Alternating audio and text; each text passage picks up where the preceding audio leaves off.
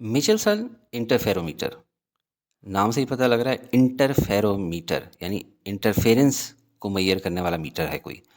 सबसे पहले तो ये जान लें कि ये एक ऑप्टिकल इंस्ट्रूमेंट है, मतलब वो इंस्ट्रूमेंट जो लाइट को प्रोसेस करता है।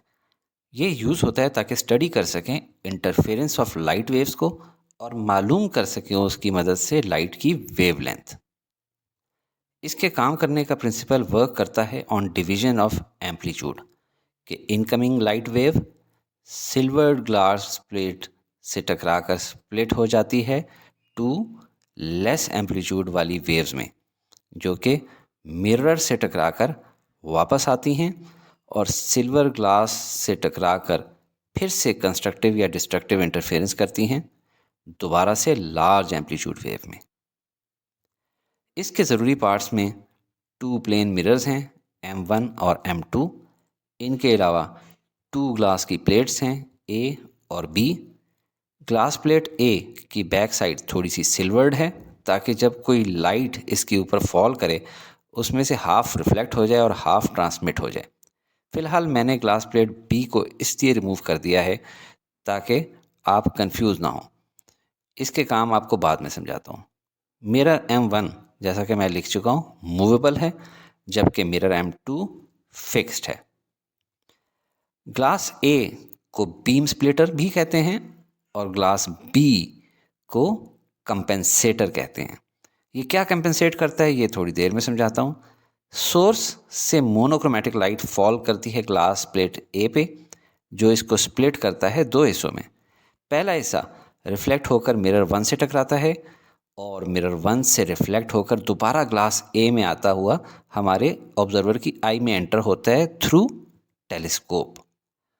अगर ग्लास B ना हो तो रे 2 कम फासला तय करेगी, सीधा जाएगी और सीधा वापस आएगी। और अगर ग्लास B हो तो जाते हुए भी ग्लास में से गुजरेगी और आते हुए भी ग्लास में से गुजरेगी, जिसकी वजह से दोनों रेज यानी जो रे 1 मिरर 1 से टकरा कर वापस आएगी और जो रे 2 मिरर 2 से टकरा कर वापस आएगी, दोनों इक्वल पाथ ट्रेवल करेंगी। यानी पाथ डिफरेंस आई तक पहुंचने में ज़ीरो होगा, यानी ट्रफ पे ट्रफ आएगा या क्रेस्ट पे क्रेस्ट आएगा। नतीजा निकलेगा सेंट्रल ब्राइट फ्रिंज की सूरत में ड्यू टू कंस्ट्रक्टिव इंटरफेरेंस। अब अगर मूवेबल मिरर 1 को हम थोड़ा सा पीछे मूव करें से λ/4 के बराबर, तो रे 1 जाते हुए भी λ/4 एक्स्ट्रा ट्रैवल करेगी और आते हुए भी λ/4 एक्स्ट्रा ट्रैवल करेगी और यूं टोटल λ/2 एक्स्ट्रा ट्रैवल करेगी, यानी हाफ वेव लेंथ।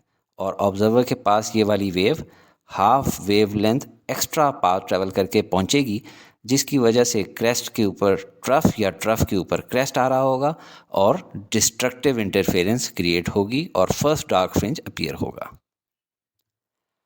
अगर मूवेबल मिरर M1 को हम थोड़ा ज़्यादा पीछे मूव करें with regards to original position से इस दफ़ा λ/2, तो रे 1 जाते हुए भी, इसको देखें, रे 1 जाते हुए भी λ/2 एक्स्ट्रा ट्रैवल करेगी और आते हुए भी λ/2 एक्स्ट्रा ट्रैवल करेगी और यूं टोटल लैम्डा एक्स्ट्रा ट्रैवल करेगी, यानी फुल वेव लेंथ।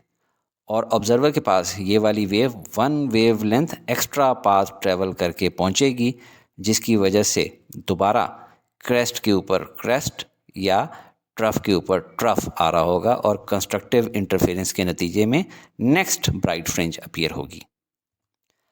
इससे पता ये चला कि अगर दोनों वेव्स का path difference multiples of lambda हुआ तो कंस्ट्रक्टिव इंटरफेरेंस होगी और ब्राइट फ्रिंजेस अपीयर होंगी ऑन द स्क्रीन। और अगर पाथ डिफरेंस मल्टीपल्स ऑफ λ/2 में से हुआ तो डिस्ट्रक्टिव इंटरफेरेंस होगी और इसके नतीजे में स्क्रीन पे डार्क फ्रिंजेस अपीयर होंगी। इस एक्सपेरिमेंट से हमें ये भी पता चला कि जब हमने मिरर मूव नहीं किया था और कोई पाथ डिफरेंस वेव्स में नहीं था तो हमें एक सेंट्रल ब्राइट फ्रिंज मिली थी, और जब मिरर को λ/4 मूव किया था तो पाथ डिफरेंस हो गया था λ/2 और हमें फर्स्ट डार्क फ्रिंज मिली थी। और जब मिरर को λ/4 मज़ीद मूव किया था, यानी टोटल मूव बैक हो गया λ/2 और इस तरह पाथ डिफरेंस हो गया था लैम्डा और हमें नेक्स्ट ब्राइट फ्रिंज मिली। यहाँ पे m की वैल्यू क्या होगी, यानी number of fringe shifts value होगी 1। 1 फ्रिंज शिफ्ट का मतलब होता है पाथ डिफरेंस लैम्डा और mirror moved by lambda by 2। तो मूवमेंट ऑफ मिरर p निकालने का ये फॉर्मूला है और इसी वजह से हम वेवलेंथ लैम्डा भी निकाल सकते हैं अगर नंबर ऑफ फ्रिंजेस शिफ्ट्स और distance moved by mirror given हो। उम्मीद है आपको ये सिंपल सी मिचेल्सन इंटरफेरोमीटर की एनिमेशन पसंद आई होगी।